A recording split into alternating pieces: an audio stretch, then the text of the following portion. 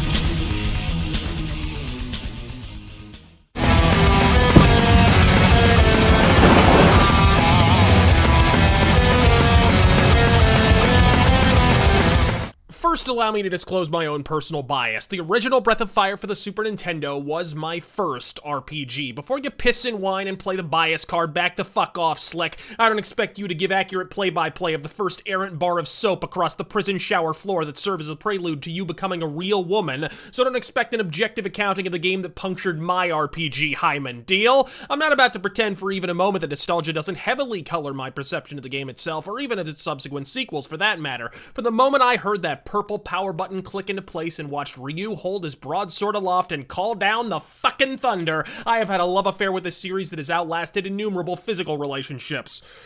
Including the prison shower one. In a matter of hours, I'd unwittingly taken the Springfield Gorgian leap from the doldrums of simplistic 2D platforming to menus, customization, tactical placement, and despite a translation job that makes the shadow puppeteer at the Nelson Mandela Memorial look like a linguistic fucking baccalaureate, a narrative that took fast hold from moment one, and whose vice-like grip on my hapless nads is yet to abate one iota in the intervening decade. Sure, it's ABC-Darian in the extreme, from a protagonist who's more one-note than Hans Zimmer to mustache-twirling villains with motives as vaguely evil as their shoulder pads are pointy, but I'll take Ryu and company carving up tri-dick demons like a Christmas turkey in between asteroid-throwing competitions over 5-minute pre-rendered PlayStation cutscenes that make Reboot look like fucking documentary footage featuring a protagonist with more hair spikes than personality traits sobbing over the death of a girl he hasn't had time to introduce himself to yet. Moreover, this was 93, folks. The formula has to be invented before it can be reinvented, and however humdrum the turn-based tropery of latter-day JRPGs would later become, thanks largely to PS1 and 2 consoles that milk the format drier than Charlie Rose, when games like Dragon Quest and the original Final Fantasy first washed on Western shores,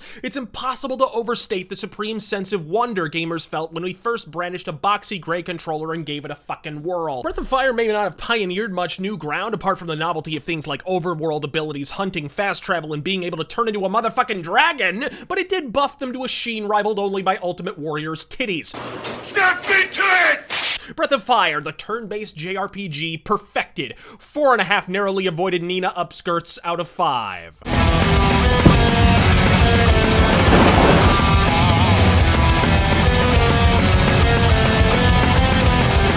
This fucking game, as was stated in my Splinter Cell retrospective, and will doubtless enjoy many returns before Square Enix's hired enforcer finally drops my needlessly verbose ass. For every seminal series, there is a moment, a shining hour of absolute developmental clarity where the craggy imperfections of previous iterations melt away into a cogent collective of sheer role-playing brilliance. Breath of Fire 2 is that moment, thundering forward with a visionary variation on the more medieval fantasy world of Breath of Fire. The first, carving a completely original, seamless work that emphasized customization, choice, and moral ambiguity at a time when gaming was balls deep in bichromatic bad guys, permitting the player unprecedented amounts of autonomy from its open world to its utterly unique township system, one that allowed the player to establish their own village, recruiting merchants, trainers, and publicans from all across its deceptively deep world, crafting your own private utopia visually and commissarially tailored to to each player's unique specifications, and oh hey, it also fucking flies. Super Nintendo abounds with balls-out bitchin' Capcom soundtracks, but Breath of Fire 2, even in such capable company, may well be its apex, simultaneously surpassing even the unbridled brilliance of Capcom veteran Bun Bun's mind-blowing score for Breath of Fire 1,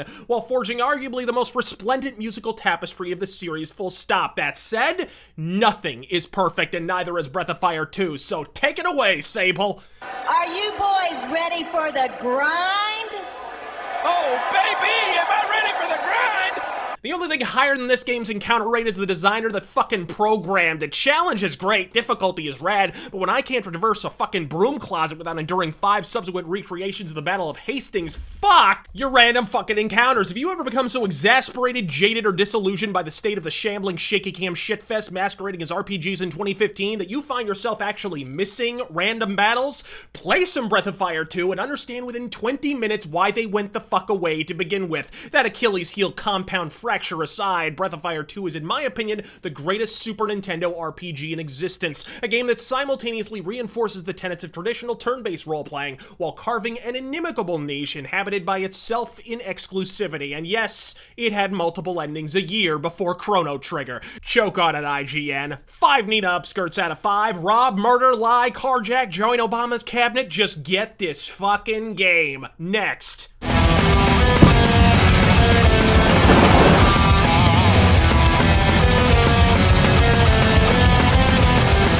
So let's have out with it. My well-documented problems with Sony begin with my disdain for the original PlayStation. From its marathon loading times to its jaggy graphics and maudlin CGI cutscenes, I picked the Nintendo 64 as a snot-nosed kid, and I tend to believe I made the right call. But I'd be lying if I said the PS1 era doesn't represent the uncontested zenith of the classic Japanese RPG. It follows that by the time 97 rolled around and it was the last time for the yin to Final Fantasy's yang to drop its very first 32-bit effort, expectations were soaring only slightly higher than Sony's ego. Breath of Fire 3 in every way that mattered did not disappoint. A concurrent quotation of the series' past successes with a bold new isometric graphical approach culled from Super Mario RPG. In preparing for this retrospective, I found that playing Breath of Fire 3 is almost like playing a Breath of Fire Greatest Hits, a simultaneous affirmation of the series' past virtues with a bold new vision embodied by the game's bafflingly deep Chrism system, which allows the player to mix and match various elements, characteristics, and forms to customize their very own motherfucking Uber Dragon. What a horny toad-looking monstrosity that shits thunder and belches bubble tape? Fucking go for it! It's the precise manner of player-centric philosophy that wasn't often found in the competition, and one of many reasons devout fans consider this to be the very best in the series, vividly delineated in an inimitable proto-steampunk art style that has proven to be light years before its time. Breath of Fire looks and plays like nothing the fuck else on the Sony PlayStation, and to many fans, represents the final classic entry in the franchise. 5 Nina upskirts, and worth every fucking glimpse of Animu Camel Toe, might I add. Next!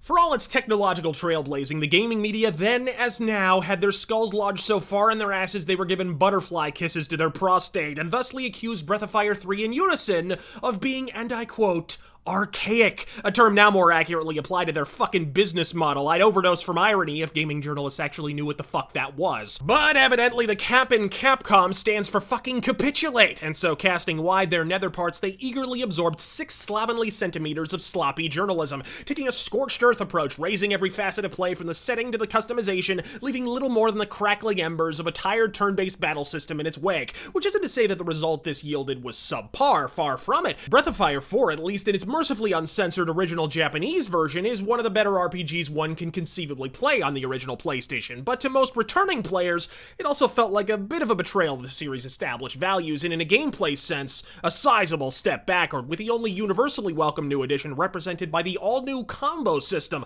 allowing players to mix and match attacks to compound damage and enhance it with special effects, one which will theoretically subsist in future entries, at least assuming Breath of Fire 6, aka the Moe Chibi Adventures of Building Sword Von Dildo Hair, don't throw this out by accident while they're busily disposing of the series' art style and self-respect. But perhaps the most notable change was the complete teardown of the signature Breath of Fire art style, dismantling the medieval trappings of yore for a wholly unique fantasy environment culled largely from ancient Chinese mythology. Drenched in pastels and steeped in Manchu mysticism, Breath of Fire 4 looks and feels like nothing else you will ever play, a game as imperfect as it is misunderstood. 4 upskirts out of 5. Well, that does it for this retrospective Rageaholics, and it's a good thing the series stopped there. I mean, I'm all for sequels, but there's nothing worse in the known universe than when a once great series spans just one game too long, and consequently defiles the last vestiges of what was once a leaning tower of peerless repute.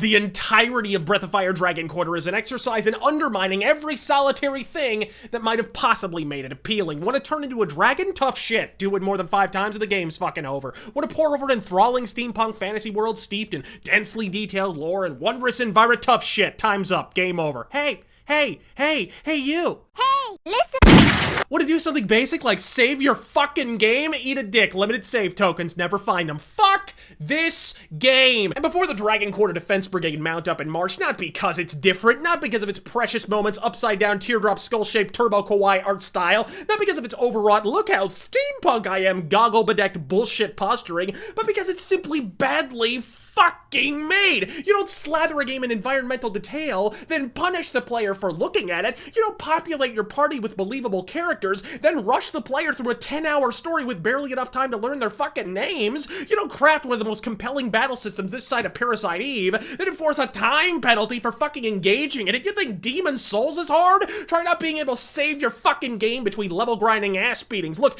I'm not without understanding. As my Deadly Premonition review should readily confirm, I can tolerate a flaw.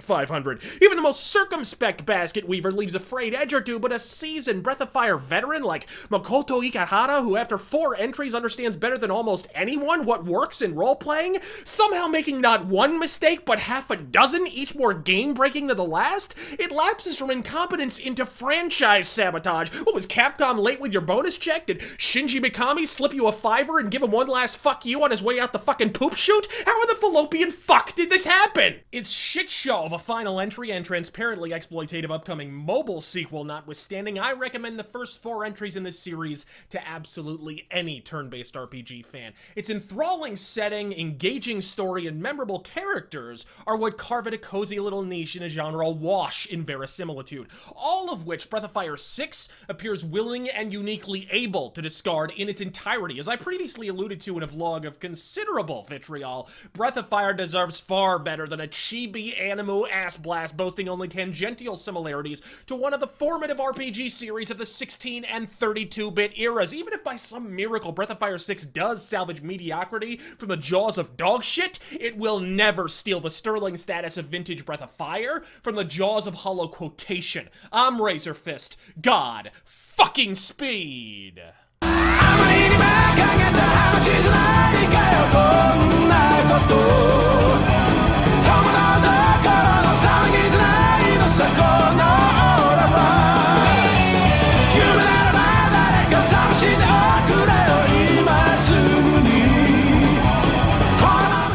Now let's get real. 100 episodes. I never sought to have an audience. I've said this before. My show is completely for my own amusement. Yeah, it's the classic cliche of entertaining ourselves while you watch is very much applicable in this case. This show is a hobby for me and still is. That said, it doesn't mean that I don't appreciate every single one of you, and that you, in some manner, have made these 100 episodes possible. It's impossible for me to thank every single one of you individually. So I will make the wildly inadequate gesture of simply saying thank you for 100 episodes. May we enjoy many happy returns, as long as I'm inspired to continue making them. God fucking speed, Rageaholics. God fucking speed.